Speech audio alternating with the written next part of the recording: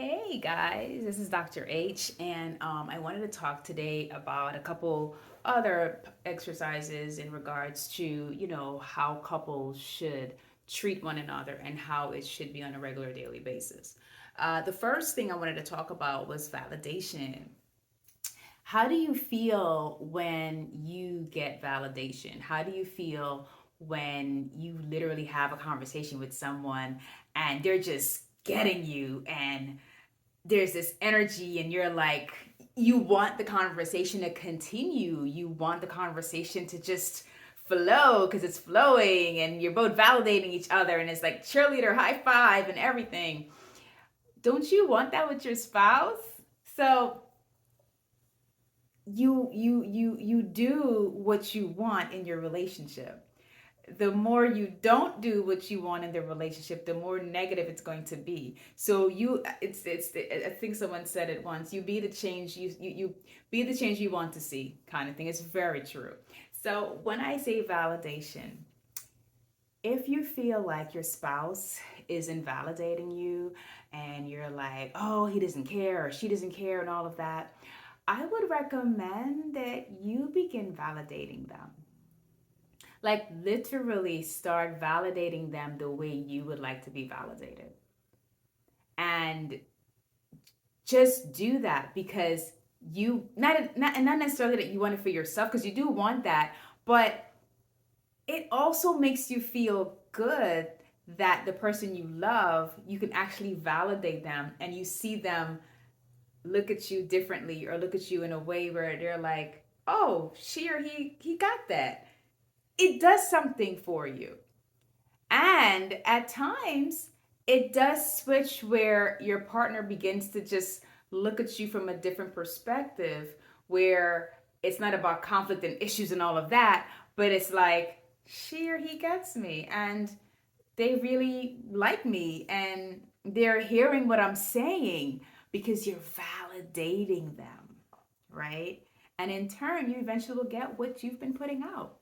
I've seen it. So try it. Let me know. Of course, depending on the severity of your relationship difficulties and all of that, it may take some longer than others. Just putting that disclaimer out there, but it does work. You be the change you want to see. That is so true. You change your environment. You have the power to do so.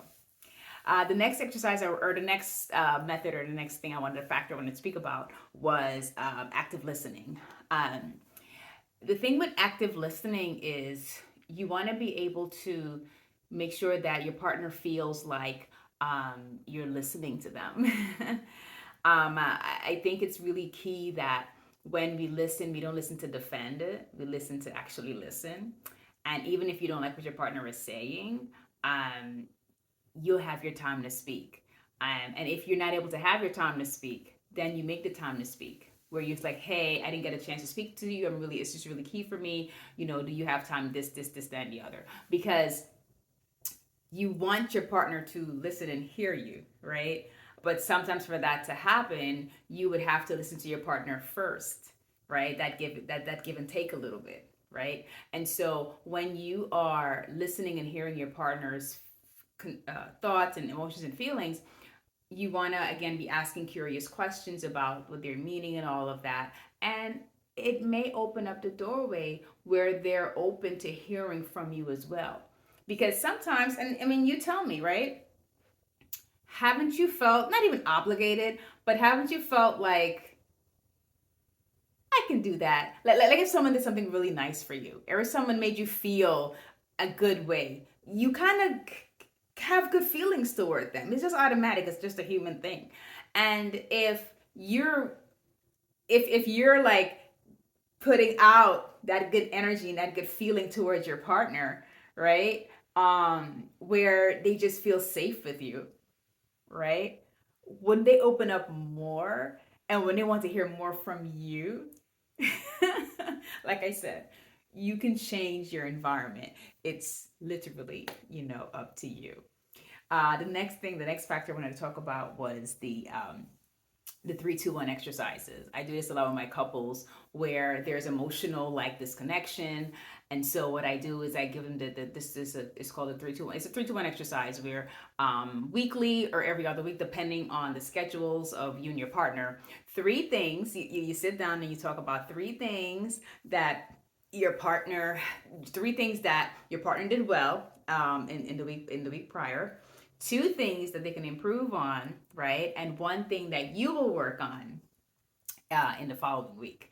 And what that does is it helps you to see where you are with your partner and where they are with you. And you do that to one another. So it's three, so hear me out, it's three things that you really like that your partner did that week, two things you felt that they can improve on, and one thing that you will work on in the following week. And so what that does is it opens up conversations about the emotional connection. It opens up conversations of like, wow, that's how you feel, or I didn't even think or know that's what you thought.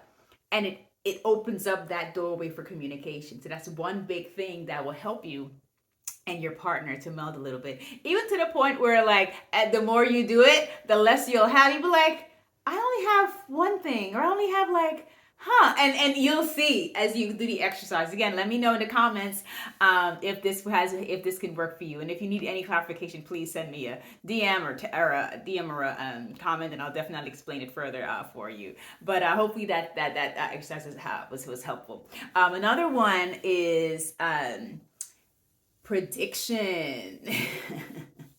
The prediction. A lot of times when we get used to our partner and we are used to the arguments and we're used to the conflict, we have this thing of predicting what's going to happen. Well, this is your mind. It happened back then, so he or she's not going to change. It's going to continue. I'm stuck, or I can't do nothing about it. 1, 2, 3. The problem with having that mindset is you never give your partner a chance to change. Because if this is the narrative you have in your mind, by default, you're doing nonverbal and even some verbal actions and word choices towards your partner to keep them there. And I'm not saying that your partner can't change, upgrade, do the things, and should be doing certain things if they're doing unhealthy things. Not saying that. What I'm saying is, again, it's about that environment. If you are constantly, making your partner feel like, they're not good enough, or they're not able to, support you're not creating an environment where it is good or positive for your partner, and your partner for you, then what ends up happening is more conflict in the worst way. So what I say is, even though these things have happened in the past, if you guys can reboot, reset, and focus on the good, positive, or more good, positive interactions between the two of you to change that historical pattern, you will completely change your relationship. And it might not even be the two of you. It might just be that one partner, and they flip the whole thing and the whole marriage changes. I've seen it. That's why I'm saying these things that I've seen works.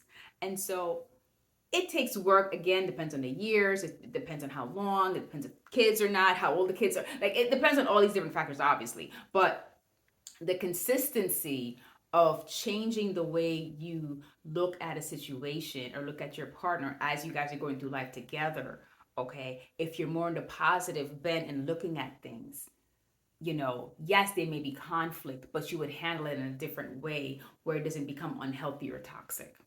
Okay, so watch those predictions, okay, and try to focus on the positive points of what's going on with your relationship and your partner. It helps significantly. And the last thing I wanted to talk about, the exercise is called the sandwich method.